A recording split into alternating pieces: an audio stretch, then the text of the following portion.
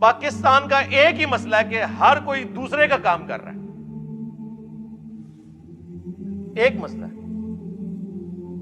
وہ ہمارے جو ایکس چیف جسٹس صاحب تھے, کبھی ہاسپٹل میں پہنچے ہوتے تھے, پھر انہوں نے کہا تھا میں نے ریٹائر ہو کے جو ہے وہ ڈیم فنڈ کے لیے جو ہے وہ خیمہ لگا لینا ہے وہاں پہ, پوری قوم کو بڈ بنا کے چلے گئے. ابھی تک بینکوں کے باہر جو ہے نا ان کے وہ لگے ہوئے ہیں چندہ فنڈ کے بینرز. لیکن ان سے کو پوچھ لے کہ سر یہ بتائیں کہ اس وقت پینڈنگ کیسز کتنے ہیں, تو وہ آپ کے اوپر توہین عدالت لگا دیں گے. آپ کون ہوتے ہیں پوچھنے والے؟ بھائی ہم وہ ہوتے ہیں پوچھنے والے کہ ہمارے ٹیکسز سے آپ لوگوں کی عیاشیاں فلفل ہو رہی ہیں. آپ لوگ 12 15 لاکھ پینشن لے رہے ہیں اور لائف ٹائم سیکیورٹی لے رہے ہیں. تنخواہیں اور پریویلیجز تو چھوڑ دیں, ہم بھی پوچھنے والے ہیں. آپ ملازم ہیں, ہم کوئی غلام ہیں؟ ہاں آپ غلام ہیں پاکستانی عوام کے. میں سرکاری ملازمت الحمدللہ 19 گریڈ میں نے ریٹائرمنٹ لی ہے. میں آج بھی کہتا ہوں ہم پاکستانی عوام کے غلام ہیں. بلکہ میرے آفس میں جب کوئی کہتا تھا نا ملک و قوم کی خدمت کرے, میں نے کہا یہ کون سا یار تماشا لگایا ہوا ہے ملک و قوم کی خدمت, جی اٹامک انرجی والے ملک و قوم کی خدمت کر رہے ہیں. مفت کر رہے ہو, تنخواہیں لے رہے ہو, گاڑیاں لی ہوئی ہیں, ہاؤس رینٹ لے رہے ہو, لائف ٹائم پینشن لوگے. یہ کون سی ملک و قوم کی خدمت ہو رہی ہے؟ یہ اسی طرح کی خدمت ہے جس طرح علماء کہہ رہے ہیں ہم دین کا کام کر رہے ہیں. چندوں پہ خدمت کون سی ہے؟ تنخواہ لے رہے ہو, یہ کون سی بات ہوئی؟ تو یہ اپنے کام نہیں کرتے. جس طرح عدلیہ کی پالیٹکس میں انوالومنٹ کی وجہ سے پاکستان میں کروڑوں لوگ افیکٹنگ ہیں, کیسز کے فیصلے نہیں ہو رہے, بندے مر جاتے ہیں جیل میں, بعد میں 22 سال بعد پتہ چلتا ہے بندہ بے قصور تھا. دادا کیس کرتا ہے اور پوتا اس گھر میں شفٹ ہوتا ہے, اور بعض اوقات وہ بھی نہیں ہوتا. میرے اپنے کچھ کیسز پینڈنگ پڑے ہوئے کئی سالوں سے بڑی عدالتوں کے اندر, چھوٹی تو چھوڑ دیں آپ. دوسری طرف فوج بھی جب پالیٹکس میں مداخلت کرے گی, میں اکثر سوچتا ہوں کہ پاکستان کی جو پولیٹیکل سچویشن ہے, خصوصاً کچھ عرصے سے جو عمران خان صاحب کو نکالے جانے کے بعد بنی ہوئی ہے, میں سوچ رہا تھا کہ ہماری جو فوج کی قیادت ہے, جو پڑھے ہیں, وہ شام کے وقت جب بیٹھتے ہوں گے تو وہ اپنے کاموں کو سوچ رہے ہوں گے یا یہ پالیٹکس کو ڈسکس کر رہے ہوں گے؟ آپ کا کیا خیال ہے ویسے بتائیں مجھے. ظاہر ہے ان کو یہ خطرہ ہوگا آج فلانے نے ساڑھے خلاف بیان دے دیتا, آج فلانے نے دے دیتا. ایسی صورتحال کے اندر جو اصل کام ہے فوج کا اور اداروں کا, وہ بیچارے کس حد تک کر سکیں گے؟ اور یہ بیچارے میں وہ خود ان کا اپنا بھی قصور ہے, نرے بیچارے کوئی نہیں رہے. تو اس وقت دل سے کوئی جماعت بھی ان کے لیے ایک جملہ ہمدردی کا بولنے کے لیے تیار نہیں ہے, الٹا خلاف کمپین چلا رہے ہیں. یہ بھی جو کچھ آپ کو پتا ہے, وہ ہیلی کاپٹر میں کچھ فوجی شہید ہوئے اور کس طرح پھر کمپین سوشل میڈیا کے اوپر چلی, اور یہ تو وہ ہے جو آپ کو نظر آ رہی ہے. آپ لوگوں سے پوچھیں, آپ ہوٹلوں پہ جا کے ٹیبل ٹاک کریں, آپ کو اندازہ ہوگا کہ میں نے تو اپنی زندگی کے اندر کبھی بھی اداروں کے لیے وہ نفرت نہیں دیکھی ہے جو اس وقت ہے.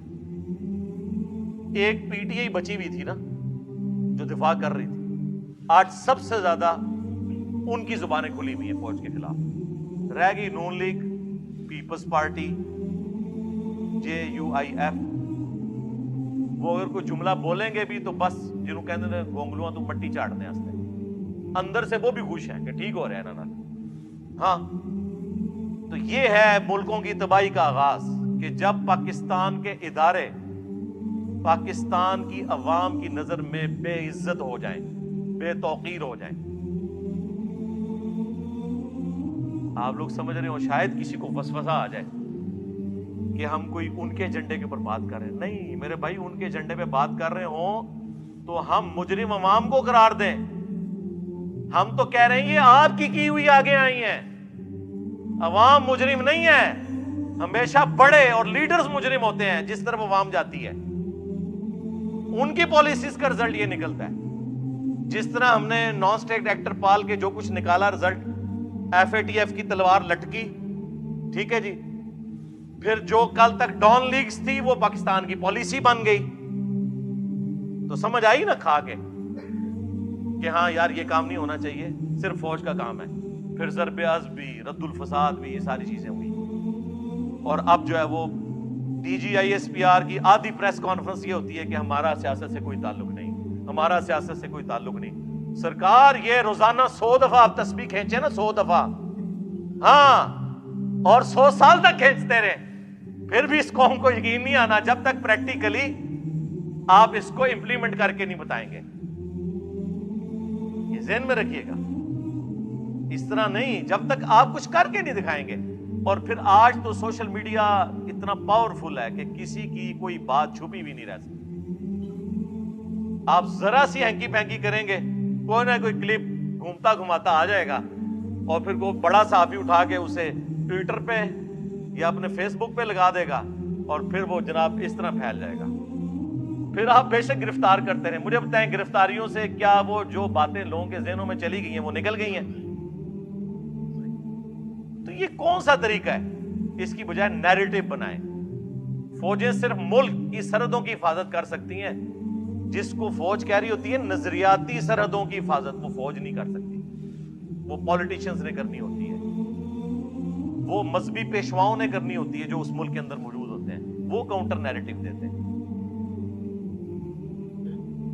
اور ان کا حال آپ دیکھ لیں کہ پہلے تو وہ ایک پیج کی بات کرتے تھے, وہ تو پیج ایسا پھٹا ہے کہ اب یہ پیج بالکل ہی الگ ہو گئے اور سنبھالا ہی نہیں جا رہا. اس اعتبار سے میں سمجھتا ہوں پاکستان اس وقت ڈیسائسو مومنٹ سے میں, یہاں ہم نے ڈیسائیڈ کرنا ہے کہ ہر ایک نے اپنا کام کرنا ہے. عدلیہ کو بھی جو شوق ہے نا کہ 9 بجے کے خبر نامے میں پہلا آدھا گھنٹہ عدلیہ ڈسکس ہو رہی ہو کہ فلاں کو بیل مل گئی, فلاں کی تاریخ لگ گئی. اور تاریخیں کن کی لگ رہی ہیں؟ جو بڑے ہیں, چھوٹوں کا ذکر ہی کوئی نہیں ہے, جو بیچارے انصاف کے لیے سالہ سال سے ذلیل ہو رہے ہیں عدالتوں کے اندر. اور عدالتیں ہماری جو ہے پریس کانفرنس کی جگہ بنی ہوئی ہیں.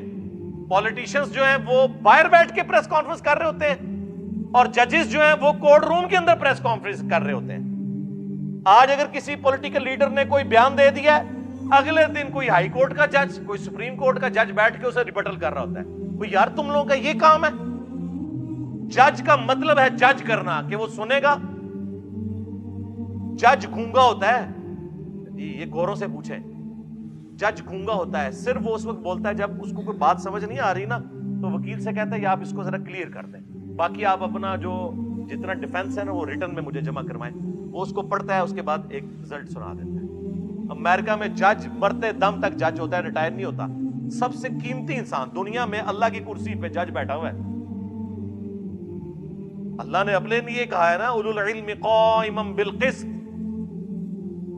اہل علم کا کہا کہ جو اللہ انصاف کے اوپر قائم ہے اس کے ایک ہونے کی گواہی اہل علم دیتے ہیں. اللہ نے ترازو نازل کیا. انبیاء کا بھی جب ذکر آیا تو کہا کہ کتابیں نازل کی اور ترازو قائم کیا. اور ہمارے ترازو کی آپ حالت دیکھ لیں کیا ہوئی ہے. پہلے ہی عوام کو پتا ہوتا ہے جناب اے جج بیٹھے نے, اے رزلٹ آئے گا.